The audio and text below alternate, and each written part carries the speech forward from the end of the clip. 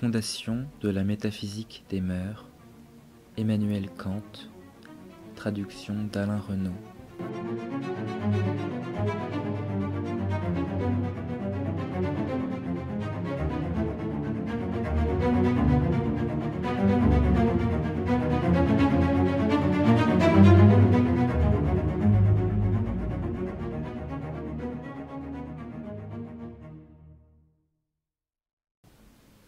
Première section.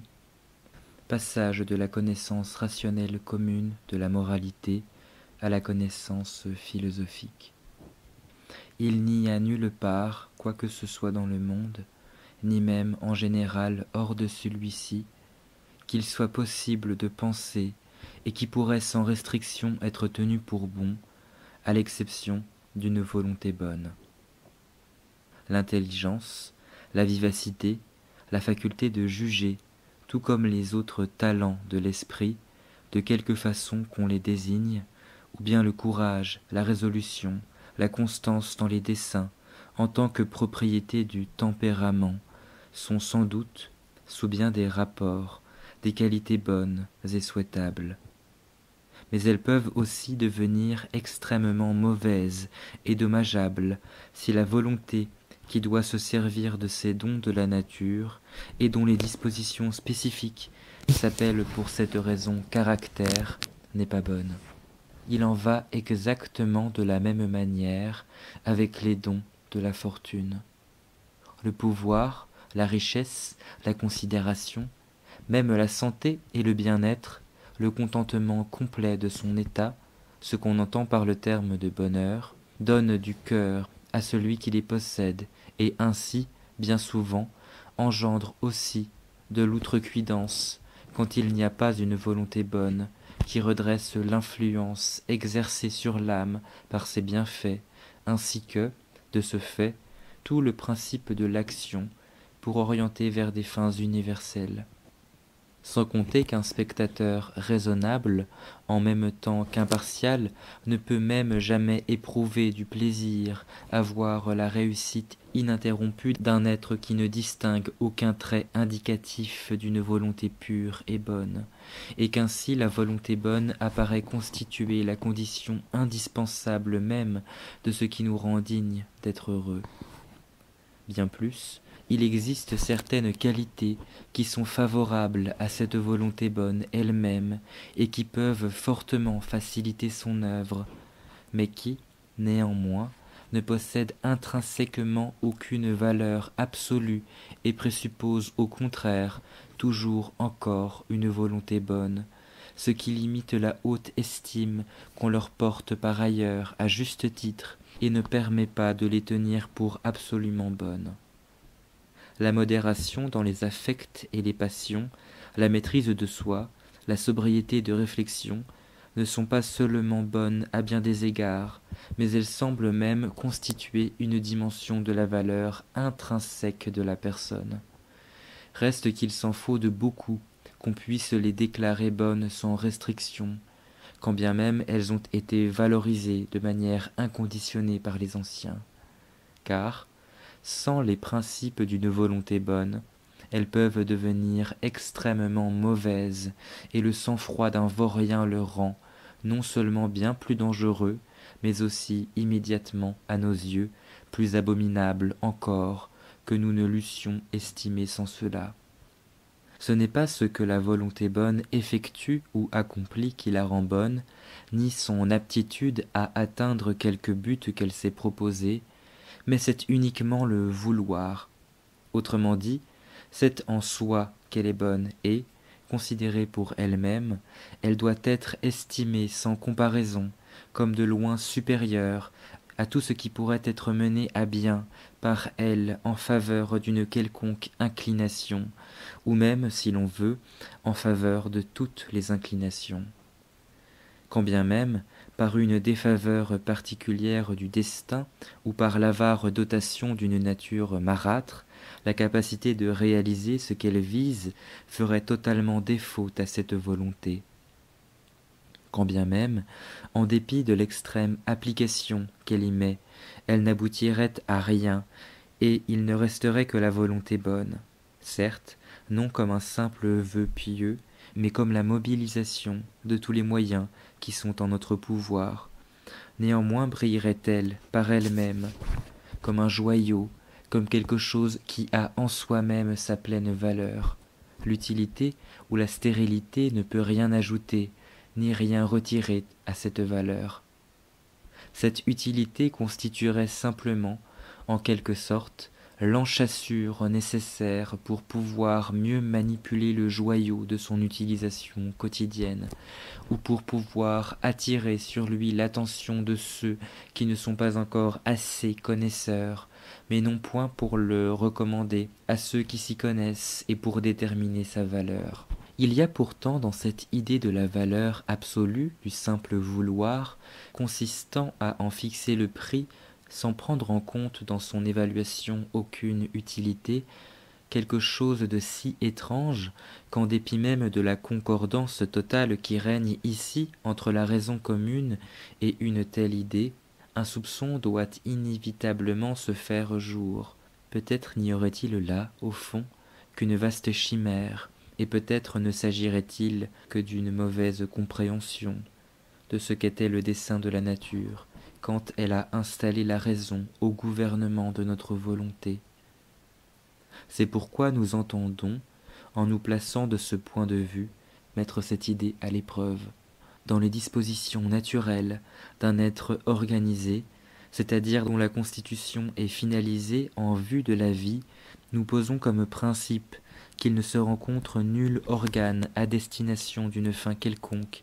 qui ne soit en outre le plus adapté et le plus approprié à cette fin. Dès lors, si, dans un être qui a une raison et une volonté, sa conservation, son bien-être et, en un mot, son bonheur correspondait au but véritable de la nature, celle-ci aurait à cet égard fort mal arrangé les choses en choisissant la raison de la créature pour réaliser son intention. Car toutes les actions que cette créature doit mener à bien conformément à cette intention, de même que toute la règle de son comportement,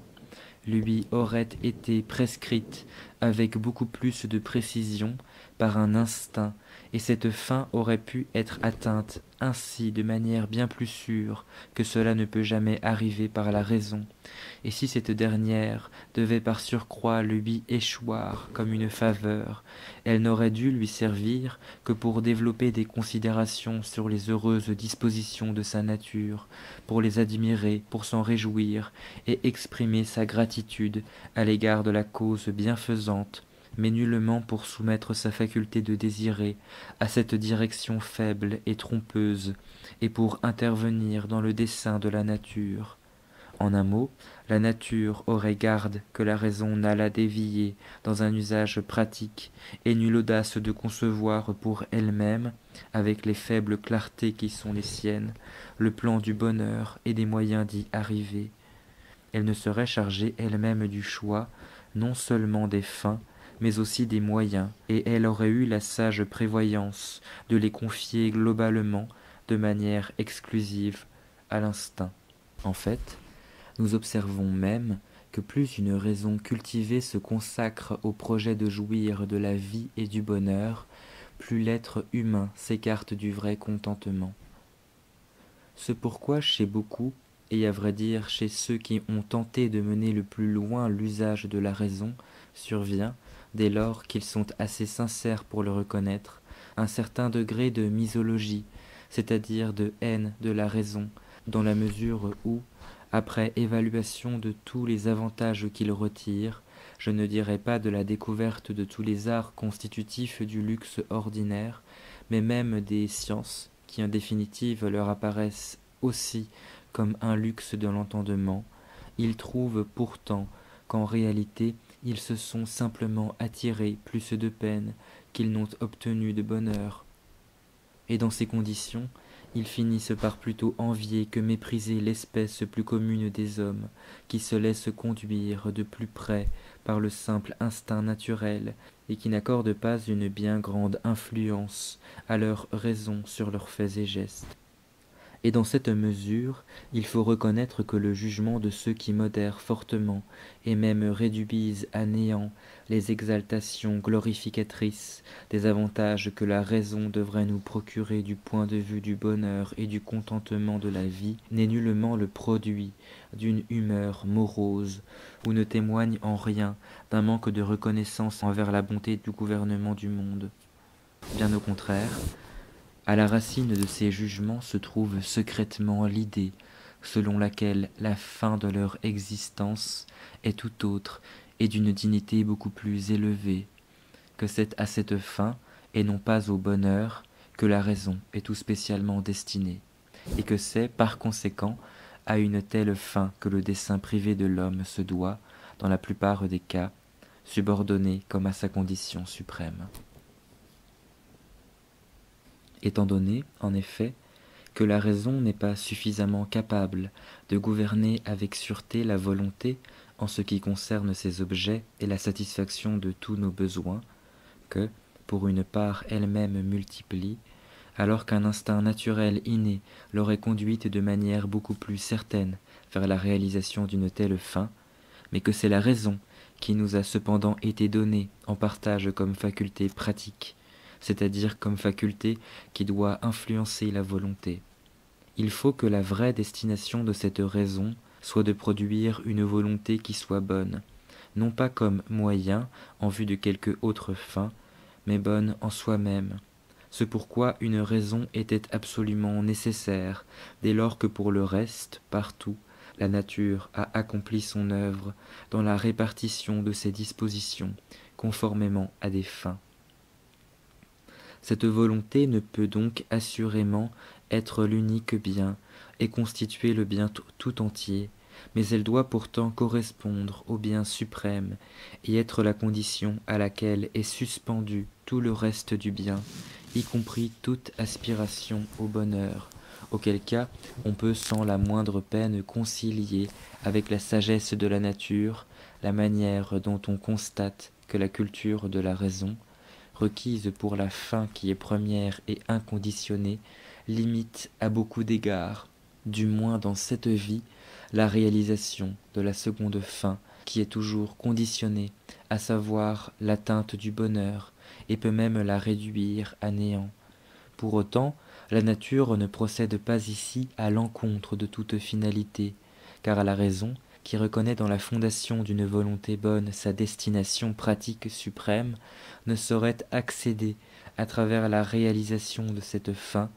qu'à une satisfaction conforme à sa propre nature, c'est-à-dire une satisfaction procédant de l'accomplissement d'une fin qui, elle aussi, ne se trouve déterminée que par la raison, quand bien même cela devrait être associé à quelques préjudices portés aux fins relevant de l'inclination.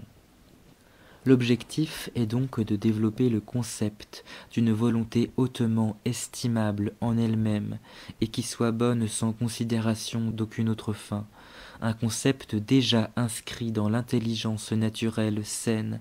requérant moins d'être inculqué que simplement éclairci, et qui, tenant toujours la place la plus haute dans l'appréciation de la valeur complète de nos actions,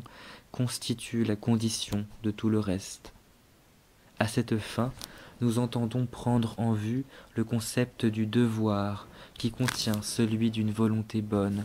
cependant avec certaines restrictions et entraves subjectives, lesquelles pourtant, bien loin de ne pouvoir que le dissimuler et le rendre méconnaissable, le font plutôt ressortir par contraste et transparaître d'autant plus clairement. Je néglige ici toutes les actions qui sont d'emblée reconnues comme contraires au devoir, bien qu'elles puissent être utiles à tel ou tel égard. Car pour ces actions ne se pose jamais vraiment la question de savoir si elles peuvent avoir été accomplies par devoir, puisqu'elles contredisent même le devoir.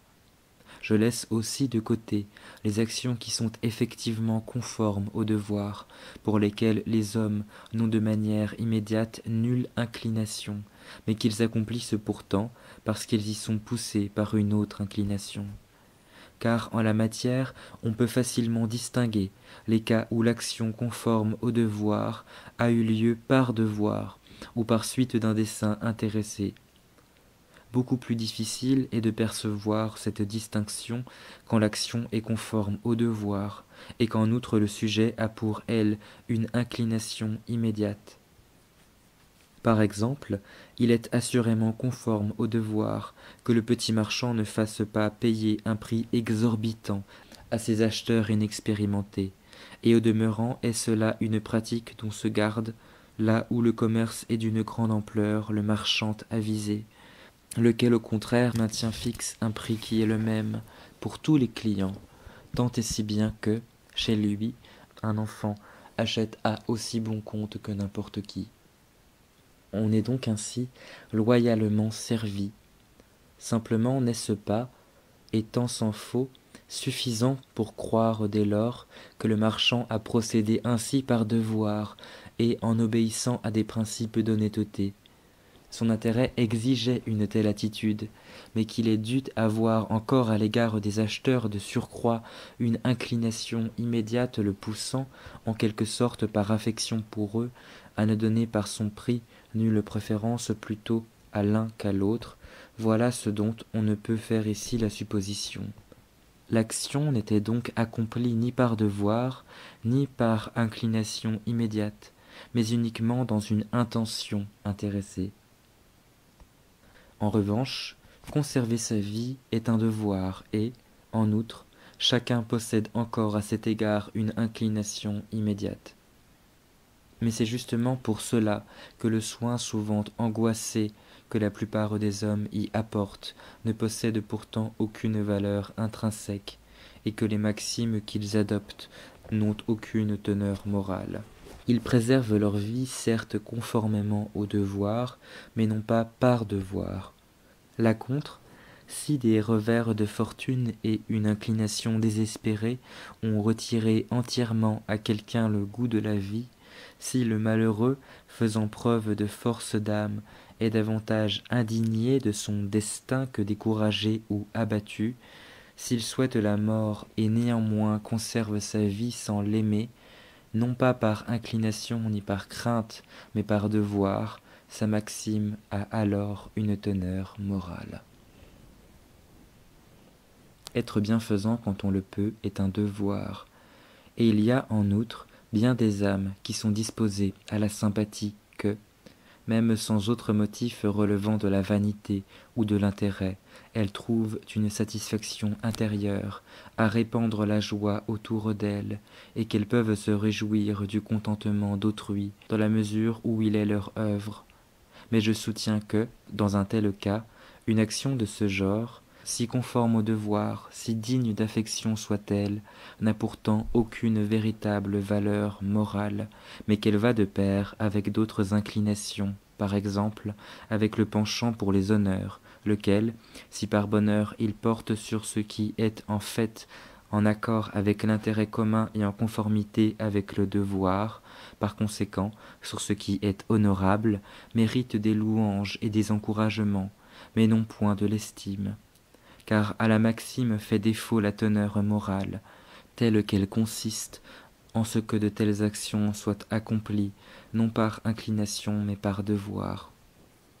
Ainsi, supposons que l'esprit de ce philanthrope soit assombri par cette affliction personnelle qui éteint toute sympathie pour le destin d'autrui, qu'il conserve toujours le pouvoir de faire du bien à d'autres personnes plongées dans la détresse, mais que cette détresse des autres ne l'émeuve pas, suffisamment préoccupé qu'il est par la sienne propre, et que dans cette situation, alors qu'aucune inclination ne l'y incite plus, il s'arrache pourtant à cette insensibilité mortelle, et qu'il mène à bien son action en dehors de toute inclination, exclusivement par devoir. Dans ce cas uniquement, cette action possède sa valeur morale véritable. Bien plus, si la nature avait inscrit dans le cœur de tel ou tel individu peu de sympathie, si cette personne, au demeurant un honnête homme, était d'un tempérament froid et indifférente aux souffrances d'autrui, peut-être parce qu'elle-même, pourvue d'un don particulier de patience et d'énergie endurante à l'égard de ses propres misères, elle suppose aussi chez les autres ou exige d'eux les mêmes capacités. si la nature n'avait pas formé spécialement un tel homme qui, en vérité, ne constituerait pas son plus mauvais produit à la philanthropie, ne trouverait-il donc pas encore en lui des ressources pour se donner à lui-même une valeur bien supérieure à celle que peut posséder un tempérament naturellement bienveillant? Cela ne fait aucun doute. Et c'est là précisément que se révèle la valeur du caractère, cette valeur morale qui est sans aucune comparaison la plus élevée, qui consiste en ce qu'il fait preuve de bienveillance, non par inclination, mais par devoir. Assurer son propre bonheur est un devoir, du moins de façon indirecte, car ne pas être content de son état, se trouver accablé d'une foule de soucis, et cela au milieu de besoins insatisfaits, pourrait facilement devenir une grande tentation de transgresser ses devoirs. Mais, même sans considérer ici le devoir, tous les hommes ont déjà d'eux-mêmes la plus puissante et la plus intime inclination au bonheur, parce que c'est précisément dans cette idée que toutes les inclinations parviennent à se réunir en une somme. Simplement, le précepte du bonheur est ainsi fait, dans la plupart des cas, qu'il porte gravement préjudice à certaines inclinations, et qu'en tout état de cause l'homme ne peut se faire un concept déterminé et sûr de cette somme où toutes trouvent satisfaction et qu'on entend par bonheur. C'est la raison pour laquelle il n'y a pas matière à s'étonner si une inclination unique, bien déterminée du point de vue de ce qu'elle promet et du moment où elle peut obtenir satisfaction, peut prévaloir sur une idée vague, et si l'être humain, par exemple un goutteux, peut préférer jouir de ce qu'il aime et endurer ensuite toutes les souffrances possibles, parce qu'au moins en l'occurrence, d'après sa supputation, il ne s'est pas privé de la jouissance de l'instant présent à cause des espoirs, peut-être sans fondement, placé dans un bonheur devant résider dans la santé. Mais même dans ce cas, si l'inclination universelle au bonheur ne déterminait pas sa volonté, si la santé, du moins pour lui, n'appartenait pas de manière si indispensable à ce dont son calcul fait ressortir la valeur, reste qu'ici encore se dégagerait, comme dans tous les autres cas, une loi, savoir, celle qui lui demande de favoriser son bonheur, non par inclination, mais par devoir, et c'est de ce point de vue seulement que sa conduite possède la véritable valeur morale. Ainsi faut-il comprendre également, sans nul doute, les passages des Écritures, dans lesquels il est ordonné d'aimer son prochain, y compris lorsqu'il s'agit de son ennemi. Car l'amour, en tant qu'inclination, ne peut se commander, alors que faire le bien par devoir, tandis qu'absolument aucune inclination n'y pousse, et qu'une aversion naturelle et irrépressible vient même s'y opposer, cela correspond à un amour pratique et non pas pathologique, qui est inscrit dans la volonté et non pas sur la pente de notre être sensible, dans des principes de l'action et non pas dans une sympathie qui nous fait fondre. Or, seul cet amour peut être commandé. La seconde proposition que j'énonce est la suivante. Une action accomplie par devoir tient sa valeur morale, non pas du but qui doit être atteint par elle, mais de la maxime d'après laquelle elle est décidée. Cette valeur ne dépend donc pas de la réalité de l'objet de l'action, mais uniquement du principe du vouloir, d'après lequel l'action est accomplie, sans qu'aucune attention soit portée aux objets de la faculté de désirer. Que les buts que nous pouvons bien poursuivre dans nos actions et les effets de celles-ci, en tant que fin et mobile de la volonté, ne puissent conférer à ces actions aucune valeur inconditionnée et morale, c'est clair à partir de ce qui précède. Où peut donc être située cette valeur, si elle ne doit pas résider dans la volonté envisagée, selon le rapport qu'elle entretient avec les effets qu'elle est à même d'espérer de ses actions? Elle ne peut être nulle part ailleurs que dans le principe de la volonté, abstraction se trouvant faite des fins qui peuvent être atteintes par une telle action, car la volonté est située exactement à égale distance entre son principe a priori, qui est formel, et son mobile a posteriori, qui est matériel, comme à la croisée des chemins, et dans la mesure où il faut nécessairement être déterminé par quelque chose, elle devra l'être par le principe formel du vouloir en général, à chaque fois qu'une action s'accomplit par devoir, puisque dans ce cas, tout principe matériel lui est retiré. Pour ce qui est de la troisième proposition, telle qu'elle est la conséquence des deux précédentes, je l'exprimerai de la façon suivante. Le devoir est la nécessité d'agir par respect pour la loi. À l'égard de l'objet envisagé, comme effet de l'action que je me propose, je peux certes éprouver de l'inclination, mais jamais du respect, précisément parce qu'il s'agit là simplement d'un effet et non pas de l'activité d'une volonté. De même, ne puis-je avoir du respect pour une inclination en général, qu'elle soit mon inclination ou celle d'un autre. Au maximum, il m'est possible de l'approuver dans le premier cas et, dans le second, d'aller parfois jusqu'à l'aimer, c'est-à-dire jusqu'à la considérer favorable à mon intérêt propre. Seul ce qui est lié à ma volonté purement et simplement comme principe, mais jamais comme effet, ce qui ne sert pas à mon inclination, mais prévaut sur elle, du moins exclut totalement qu'on la prenne en compte lorsqu'on choisit une action. Par conséquent, la loi pure et simple considérée pour elle-même peut être un objet de respect et donc constituer un commandement. Or, si une telle action effectuée par devoir doit entièrement faire abstraction de l'influence de l'inclination et exclure, en même temps que l'inclination, tout objet de la volonté, il ne reste donc rien pour la volonté qui puisse la déterminer, si ce n'est, au plan objectif, la loi, et, au plan subjectif, un pur respect pour cette loi pratique. Par conséquent, la maxime de suivre une telle loi, même au détriment de toutes mes inclinations. La valeur morale de l'action ne se situe donc pas dans l'effet qu'on en escompte, donc pas non plus dans quelque principe de l'action qui a besoin de tirer son mobile de cet effet qu'on attend. Car tous ces effets, caractère agréable de son état, et même contribution apportée au bonheur d'autrui, pouvaient tout aussi bien être produits par d'autres causes, et il n'y avait donc pas besoin à cet égard de la volonté d'un être raisonnable, quoique ce soit uniquement dans une telle volonté que le bien souverain et inconditionné puisse être rencontré. En conséquence, seule la représentation de la loi en elle-même, qui assurément ne s'opère que dans l'être raisonnable en tant que cet elle, et non pas l'effet escompté, qui est le principe déterminant de la volonté,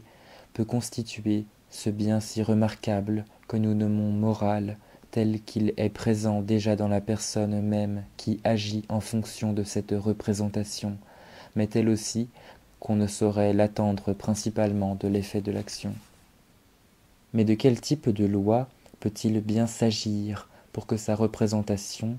même sans tenir compte de l'effet qui en est attendu, doive avec nécessité déterminer la volonté en telle façon que celle-ci puisse être appelée bonne absolument et sans restriction. Dans la mesure où j'ai dépouillé la volonté de toutes les impulsions qui pourraient naître en elle à la suite de l'obéissance à quelque loi, il ne reste rien que la légalité universelle des actions en général, qui seule doit servir de principe à la volonté, autrement dit, il ne reste rien que la légalité universelle des actions en général. Autrement dit, je ne dois jamais me conduire autrement, de telle sorte que je puisse aussi vouloir que ma maxime soit vouée à devenir une loi universelle. C'est donc ici la simple légalité en général, sans que soit prise pour base quelque loi définie par rapport à certaines actions, qui constitue ce qui sert de principe à la volonté, et même qui doit nécessairement lui servir de principe, si le devoir ne doit pas être intégralement une illusion vide et un concept chimérique. ce avec quoi s'accorde aussi parfaitement la raison commune des hommes dans son jugement pratique, elle qui a toujours devant les yeux le principe qu'on a conçu. Posons par exemple cette question. Ne puis-je pas, si je me trouve dans l'embarras, faire une promesse en ayant l'intention de ne pas la tenir? Je distingue ici, sans difficulté, les différents sens que peut avoir la question, selon que l'on me demande s'il est prudent ou s'il est conforme au devoir de faire une fausse promesse. Sans doute la considération de la prudence peut-elle fort souvent intervenir. Certes, je vois bien qu'il ne suffit pas, grâce à cet échappatoire, de me tirer d'un embarras actuel, mais qu'à l'évidence, il faudrait examiner si, de ce mensonge, ne pourrait pas procéder pour moi dans le futur des ennuis bien plus graves que ne le sont ceux dont je me dégage aujourd'hui, et dans la mesure où, malgré toute ma prétendue finesse, les conséquences ne sont pas d'une facilité telle à prévoir qu'il soit exclu que la perte d'une confiance qu'on avait en moi ne me soit pas largement plus préjudiciable que tout le dommage que je me soucie présentement d'éviter. De même faudrait-il se demander si ce ne serait pas agir avec davantage de prudence que de procéder ici selon une maxime universelle et de s'accoutumer à ne rien promettre qu'avec l'intention de tenir sa promesse. Simplement, il m'apparaît bientôt ici transparent qu'une telle maxime n'est cependant toujours pour fondement que le souci des conséquences. Or, il est pourtant tout différent d'être de bonne foi par devoir et de l'être par souci des conséquences désavantageuses. Dans le premier cas, le concept de l'action contient déjà en lui-même une loi pour moi, alors que, dans le second, il me faut avant tout considérer par ailleurs quels effets pourraient bien se trouver pour moi associés à cette action.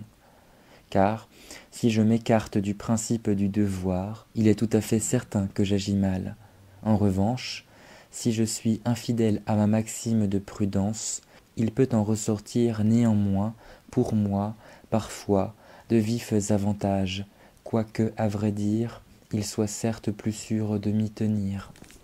En tout état de cause, la voie la plus courte et la moins trompeuse pour me forger un avis en vue de répondre à la question de savoir si une promesse mensongère est conforme au devoir, c'est de me demander à moi-même si je serais vraiment satisfait que ma maxime, de me tirer d'embarras par une fausse promesse, dût valoir comme une loi universelle, aussi bien pour moi que pour autrui. Et pourrais-je bien me dire que tout homme peut faire une promesse fallacieuse lorsqu'il se trouve dans l'embarras et qu'il ne peut s'en tirer d'une autre manière? Je prends ainsi bien vite conscience que je puis certes vouloir le mensonge, mais non point du tout une loi universelle ordonnant de mentir, car, selon une telle loi, il n'y aurait absolument plus, à proprement parler, de promesse, attendu qu'il serait vain d'indiquer ma volonté, en ce qui concerne mes actions futures, à d'autres hommes qui ne croiraient pas ce que je leur indiquerais, ou qui, s'ils y croyaient de manière inconsidérée, me payeraient en tout cas de la même monnaie, en sorte que ma maxime, dès lors qu'elle serait transformée en loi universelle, ne pourrait que se détruire elle-même. Pour ce que j'ai à faire afin que mon vouloir soit moralement bon, je n'ai donc nullement besoin d'une subtilité qu'il faille aller chercher très loin. Sans expérience, en ce qui concerne le cours du monde, incapable d'être préparé à tous les événements qui y surviennent, je me borne à me demander: peux-tu aussi vouloir que ta maxime devienne une loi universelle? Quand ce n'est pas le cas, cette maxime est à récuser, et cela non pas en fait à cause d'un dommage qui en résulterait pour toi ou même pour d'autres, mais parce qu'elle ne peut pas s'intégrer comme principe dans une possible législation universelle. Or, pour une telle législation, la raison obtient de moi, que je le veuille ou non, un respect immédiat, dont certes pour l'instant je ne perçois pas encore sur quoi il pourrait se fonder, ce que le philosophe peut bien rechercher, mais dont du moins je comprends pourtant bien ceci. Il consiste en l'estimation d'une valeur qui dépasse de loin toute celle de ce qui est mis en avant par l'inclination, et c'est la nécessité que mes actions soient accomplies par pur respect pour la loi pratique qui constitue le devoir devant lequel tout autre motif doit s'effacer dans la mesure où il est la condition d'une volonté bonne en soi dont la valeur dépasse tout. Ainsi sommes-nous donc, dans la connaissance morale de la raison humaine commune, parvenus au principe de celle-ci, un principe qu'assurément elle ne se représente pas ainsi, isolément, sous une forme universelle, mais que néanmoins elle a toujours en vue et qu'elle utilise comme étalon dans les jugements qu'elle porte. Il serait ici facile de montrer comment, ce compas à la main, elle sait parfaitement, dans tous les cas qui surviennent, distinguer ce qui est bien, ce qui est mal, ce qui est conforme au devoir ou contraire au devoir, dès lors simplement que, sans rien lui apprendre le moins du monde de nouveau, on la rend attentive, comme le faisait Socrate à son propre principe. Ainsi, pourrait-on montrer ensuite, n'y a-t-il nul besoin de science ni de philosophie pour savoir ce que l'on a à faire pour être honnête et bon, et même pour être sage et vertueux.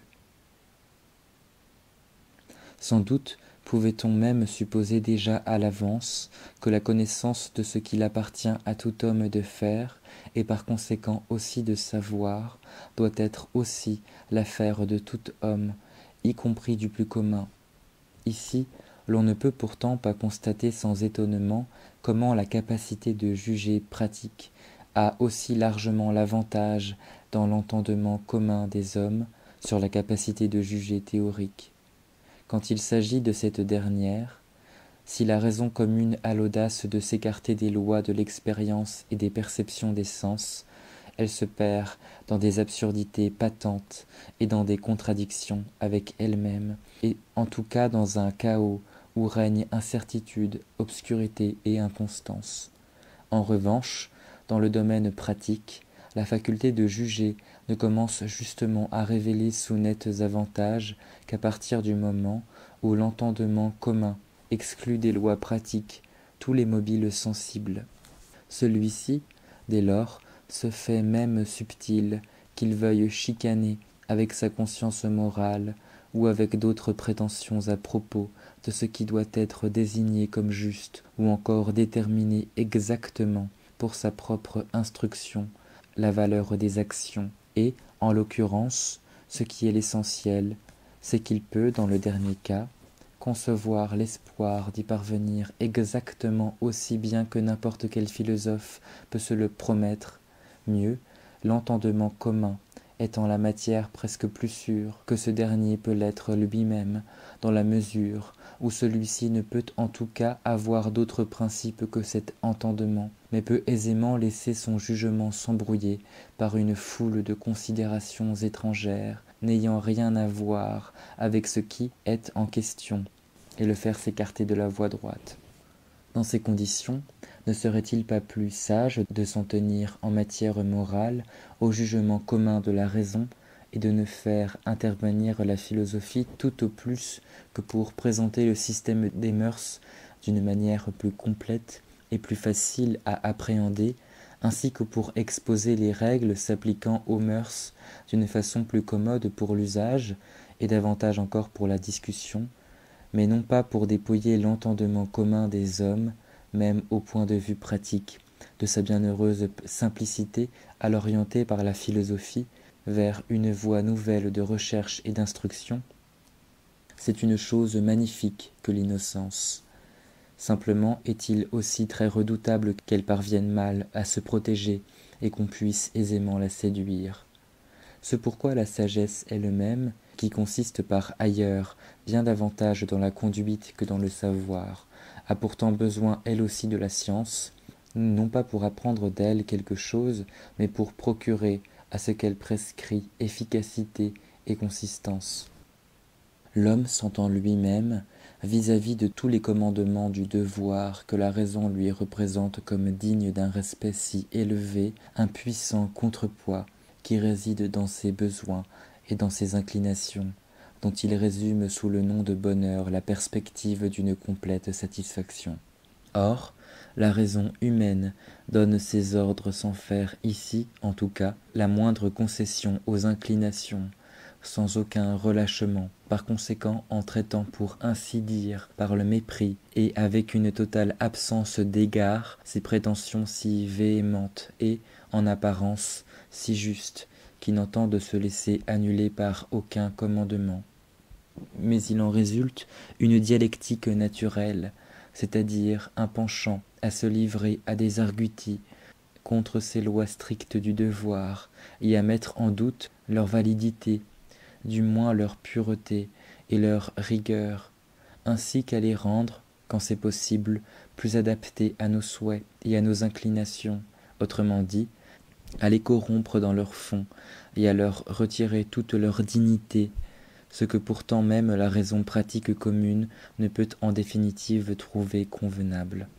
Ainsi la raison humaine commune est-elle poussée, non pas par un quelconque besoin de la spéculation, genre de besoin qui ne s'empare jamais d'elle, aussi longtemps qu'elle se contente de n'être que la saine raison, mais ne serait-ce que pour des motifs pratiques, à sortir de la sphère et à accomplir un pas sur le terrain d'une philosophie pratique, afin, ce faisant, d'obtenir des informations et des indications claires sur la source de son principe et sur ce que doit en être la détermination exacte par opposition aux maximes reposant sur le besoin et l'inclination, cela de manière à se tirer d'embarras face à des prétentions antagonistes et à ne pas courir le danger par l'équivoque où elles menacent de tomber, de perdre tous les principes moraux authentiques. Ainsi naît imperceptiblement dans la raison pratique commune, quand elle se cultive, une dialectique qui la force à chercher de l'aide dans la philosophie, exactement comme cela lui arrive dans l'usage théorique, et cette raison pratique, tout aussi peu sans doute que la raison théorique, n'est en mesure de trouver de repos ailleurs que dans une critique complète de notre raison.